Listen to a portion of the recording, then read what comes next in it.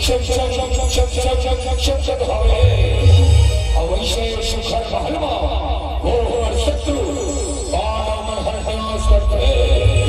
ईश्वर भीतर डर जाके देखा कटका शिखर महल है कटका शिखर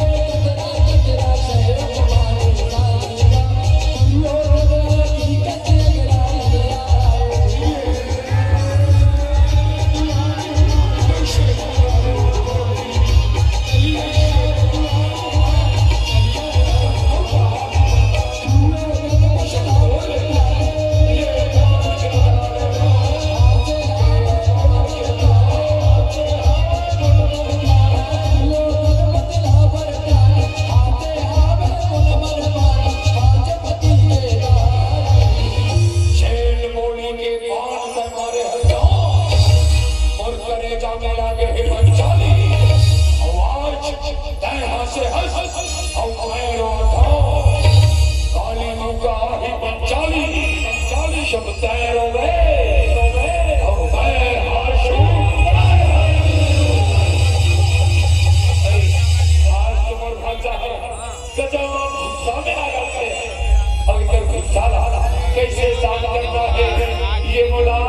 अच्छी तरह से आके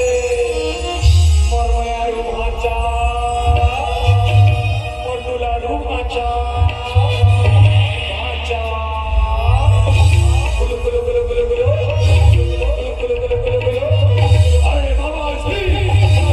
तू भाचा क्या ना तोड़ा कौन नजर लग जा तो बोले क्या बात हो गई भाचा जिन्हें अंतर है अपराध भाषा से दिखा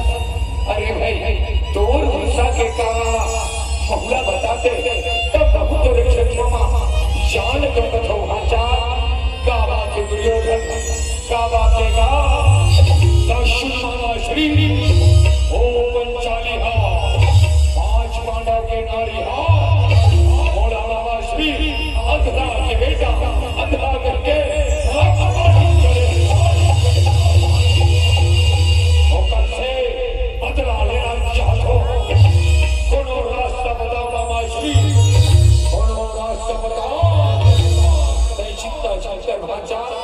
अभी दिवाली के तिहार है और शिवभक्ति के दिन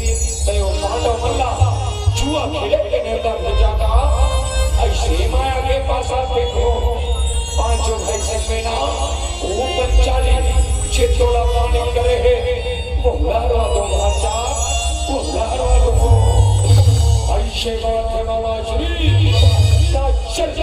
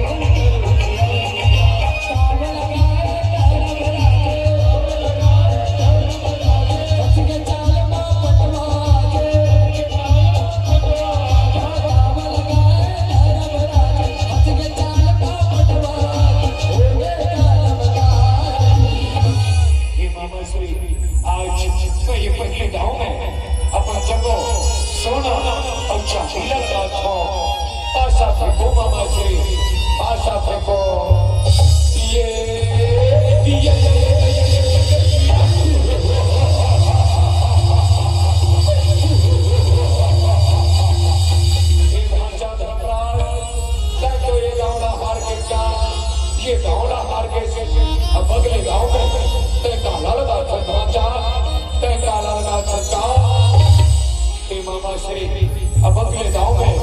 मैं ये पांचों भाई लगा मामा श्री ये पांचों भाई लगा